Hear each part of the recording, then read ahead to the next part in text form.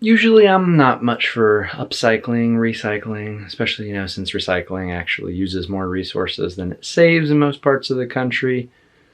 Anyways, but there are a couple things that I can get behind upcycling and recycling. And those are Rock Band or Guitar Hero drums, and those crappy cables that come with every cheap guitar you buy.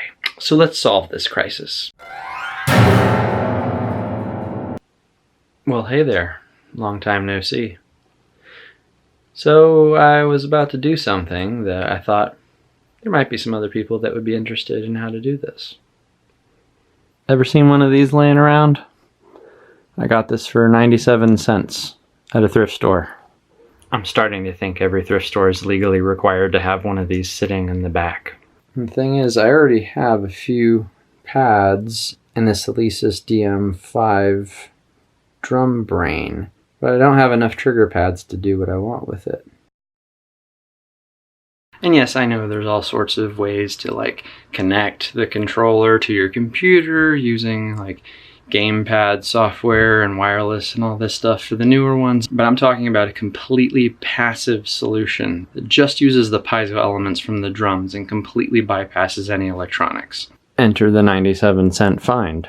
So all a trigger pad for an electronic drum kit is a piezo disc attached to some kind of surface, a rubber, mesh, something that you can whack, and it transfers the vibration into that piezo disc, and that plugs into the back of the electronic drum brain, and that's how you get a sound. So I looked online about how to remove these, and I found that each of them just had these little color-coded quick release thingies.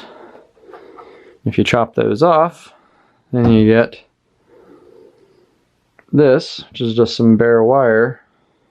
And then all you have to do is have a cable that has a 1/4 inch plug on the end that goes into the electronic drum brain. You just need to solder it to the wires coming out of those pads, and you have yourself some incredibly cheap electronic drum kit pads.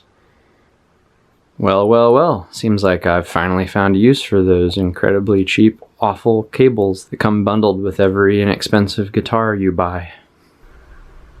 Each of these are quite long, so what we really need is just a single end. So if we just cut this in half, then we have 2 cables.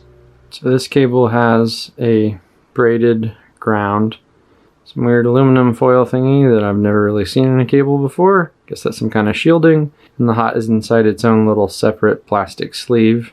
So I cut out the shielding, twisted together the ground, and then removed the end of the hot cable's sleeve. So now this is ready to connect to the cables that are coming out of the drums.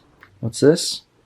Just so happen to have heat shrink tubing in the exact same colors as the drum pads. Well, we know what's happening now, don't we? There are a lot of things in this world that you can mess up and burn out when you're soldering. This really isn't one of them. It's just a dumb piezo element with a cable. So this is probably a pretty good first soldering project. It's going to be hard to screw it up. So the color cable is going to be the hot, and the white cable is going to be the ground. So in our cable that we're attaching, the ground once again is this twisted together outer wire, and the hot is this inner one with the shield. So you need to solder those bad boys together like so. So I'm putting on the color-coded heat shrink. Got to have it on there ahead of time, or you're not going to be able to slide it over the connection and shrink it, which is the whole point.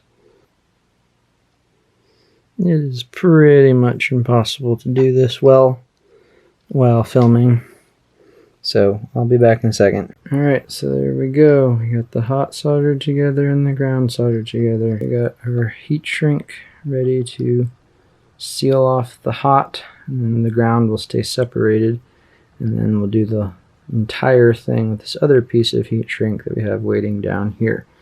So let's get to it.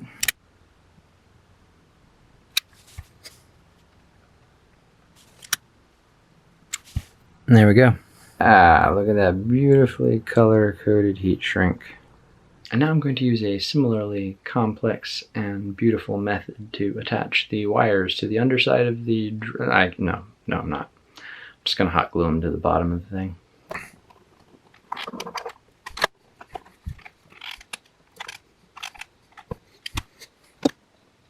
And there's all 4 glued down.